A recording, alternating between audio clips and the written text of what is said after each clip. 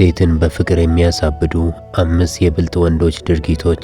ለዚህ ቻናል አዲስ የሆናችሁ ሰዓቱ አሁን ነውና ሰብስክራይብ አድርጉ። ቪዲዮንም ላይክ በማድረግ ጀምሩ።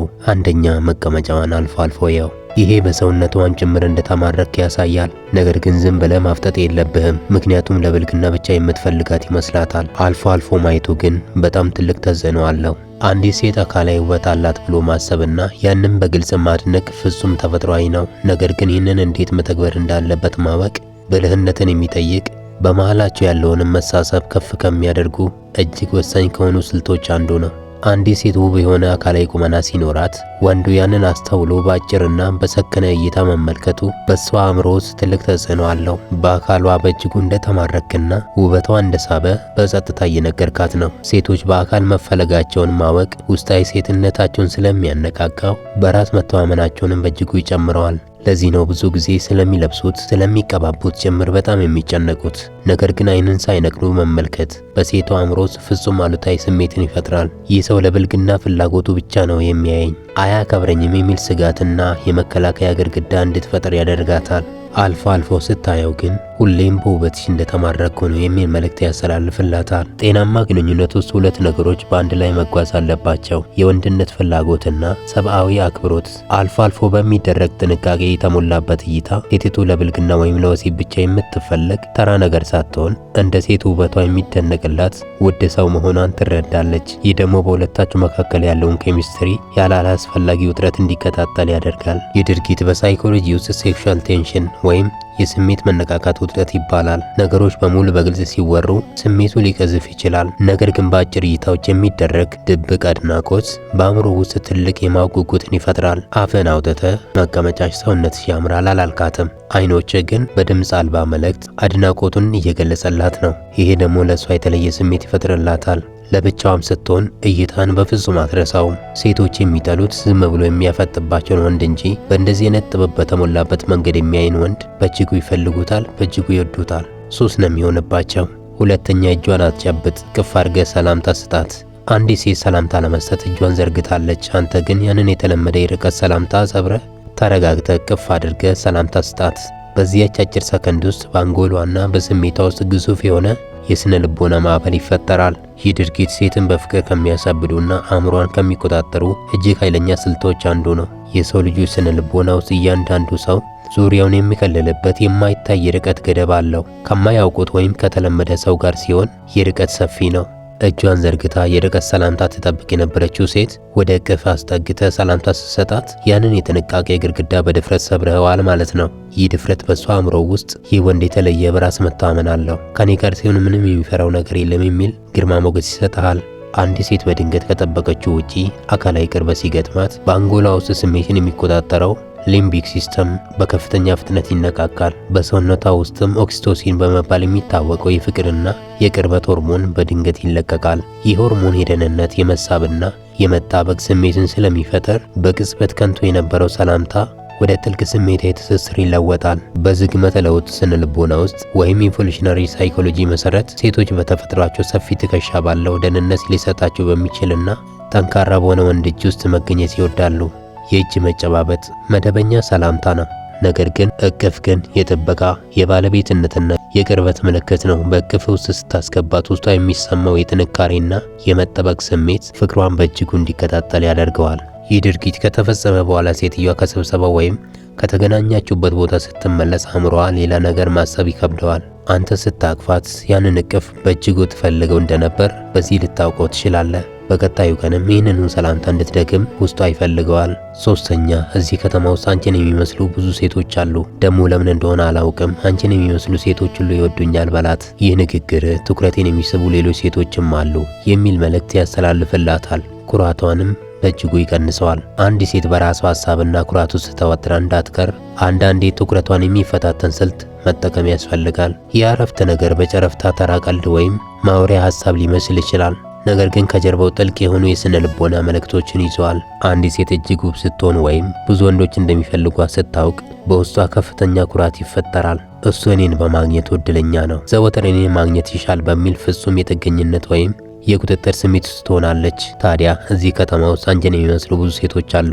ያንቺ አይነት ተፈጥሮ ያላቸው ሴቶች ለምን እንደሆነ አላውቅም ቶሎ ይወዱኛል ማለት በሷ አእምሮ ውስጥ ድንገተኛ የማንቂያ ደውል ያሰማል። ብቸኛዋ እሷ እንዳልሆነች ሌሎች የሚፈልጉትና የሚያደንቁት ወንድ መሆኑን ስትረዳ ያ የነበረው ከመጠን በላይ የሆነ ኩራቷ በሰከንዶች ውስጥ ይቀዘቅዛል። ይህ ማለት ሌሎች ሴቶች የሚወዱት ወይም የሚፈልጉት ወንድ ካለ ለቀጣይ የምትቀርበው ሴትም ያንን ወንድ በአይን ግምት ይህ ሰው የተለየ ማራኪነት አለው ብላ ታየዋለች። ይህ ንግግርህ እኔ ተራ ወንድ አይደለሁም፣ ሌሎች ሴቶችም ይወዱኛል፣ ይፈልጉኛል የሚል ኃይለኛ በራስ መተማመንና መልእክት ያስተላልፍላታል። ሴቶች በራሱ የሚተማመንና ሌሎች ሴቶች የሚፈልጉትን ወንድ በአእምሯቸው በእጅጉ ያሳድዱታል። ሰው የተለመደውንና በራሱ ቁጥጥር ስር ያለውን ነገር ዋጋ አይሰጠውም። ይህ ወንድ ሙሉ በሙሉ እኔ ነው፣ የትም አይሄድም ብላ ስታስብ ግዴለሽ መሆን ትጀምራለች። ይህንን ቃላት ከተጠቀምክበት ጊዜ አንስቶ አብራችሁ እየሄዳችሁ ምናልባት እሷን የምትመስል ሴት ብትመጣ እንኳን መደንገጥ ትጀምራለች። የፍርሃት ስሜት ይሰማታል። ዞር ብላ አንተን ማየት ትጀምራለች። ይህም እሱ ሌላ ቦታ ሊሄድ ይችላል እኮ ልጠብቀውና ትኩረት ልሰጠው ይገባል የሚል ስጋት ያድርባታል። አራተኛ ስሟን በፍጹም አትርሳ። ደግሞም ቀጥታ ስሟን አትጥራ። እያቆላመጥክ ብትጠራት መልካም ነው። ገና እየተዋወቃችሁ ከሆነ ስሟን በፍጹም አትርሳ። አንተ አቆላምጠ መጥራትህ እሷ ስላንተ እንድታስብ ያደርጋታል። ዘወትርም አንተን እስክታገኝ ድረስ ትጓጓለች። አዲስ ግንኙነት ወይም መተዋወቅ በጀመርክበት የመጀመሪያው ቀናት ውስጥ አንዲት ሴት በምትሰጠው ትኩረትና በምትከተለው ስትራቴጂ ልቧን ማማረክ ትችላለህ። ከነዚህ እጅግ ኃይለኛ ስልቶች አንዱ ስሟን በፍጹም አለመርሳት ነው። ስሟን መርሳት ብቻ ሳይሆን አቆላምጠ መጥራት ትልቅ ተጽዕኖ አለው። ይህ በስነ ልቦና ውስጥ ኮክቴል ፓርቲ ኢፌክት የሚባል ጽንሰ ሐሳብ አለ። ሰዎች በጨዋታና በብዛት መካከል ሆኖም እንኳን የራሳቸው ስም ሲጠራ በሰከንድ ውስጥ ትኩረታቸው ወደዚያ ይሰበራል። ገና እየተዋወቃችሁ ባላችሁበት ወቅት ስሟን ማስታወስ እኔን እንደ ማንኛውም ሰው ተራ ሰው አያይም የሚል ትልቅ ግምት ይሰጥሃል። ስሟን መርሳት ትልቅ ስህተት ሲሆን፣ ማስታወስ ግን የመጀመሪያው ጠንካራ መሰረት ይጥላል።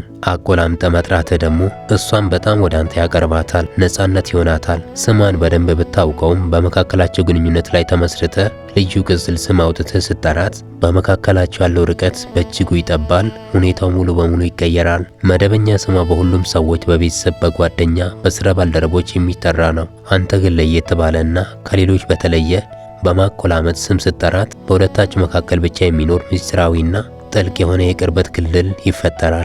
ሴቶች ከተራ አቀራረብ ይልቅ ለየት ባለና ልዩ ትኩረት በሚሰጥ አያያዝ ይማረካሉ። በቅጽል ስም ስትጠራት በውስጧ እሱ ለኔ የተለየ ቦታ ቢኖረው ነው ከሌሎች ሰዎች ለየት አድርጎ የሚጠራኝ የሚል የባለቤትነትና የልዩነት ስሜት ይሰማታል። ይህ ስሜት ደግሞ በራስ መተማመኗን ከፍ አድርጎ ወደ አንተ የበለጠ እንድትሳብ ያደርጋታል። ሌሎች ሰዎች በሙሉ በይፋዊ ስሟ ሲጠሯት፣ ልቧ ውስጥ ግን እሱ ሲጠራኝ የነበረው ያቺ ጣፋጭ ስም ትዝ ይለኛል እያለች ያንን ቅጽል ስም በሀሳቧ ታመላልሰዋለች። አምስተኛ ትላልቅ ነገሮችን ሳይሆን ትናንሽ ነገሮችን አስታውሰ ነገራት። ብዙ ወንዶች አንዲት ሴትን በፍቅር ለመማረክ ግዙፍ ስጦታዎችን፣ ውድ ሆቴሎችን ወይም ታላላቅ ቃል ኪዳኖች ያስፈልጋሉ ብለው ያስባሉ። ነገር ግን የፍቅር ስነ ልቦና ከዚህ ፍጹም የተለየ እውነትን ያስተምረናል። ሴቶች በጉልህ ከሚታዩ ትላልቅ ነገሮች ይልቅ ማንም ልብ ሊላቸው በማይችሉ ጥቃቅን ዝርዝሮች ውስጥ በሚታይ ፍቅርና ጥቃቅን ይማረካሉ። እኔን በትኩረት ያዳምጠኛል፣ ዋጋ ይሰጠኛል የሚለው ስሜት የሚመጣው ጥቃቅን ነገሮችን አስታውሰ ስትነግራት ነው። ትላልቅ ስጦታዎችን ገንዘብ ያለው ማንኛውም ሰው ሊሰጥ ይችላል። ነገር ግን አንዲት ሴት በንግግሯ መሃል የተናገረችውን ትንሽ ነገር አስታውሶ የሚነግራት ወንድ በቀጥታ ልቧ ውስጥ የመግባት እድሉ ከፍተኛ ነው። የእሷን ትኩረት ሙሉ በሙሉ ሊወስድ ይችላል። የልቧን ማውራት ስትፈልግ አንተ ጋር ነው የምትመጣው።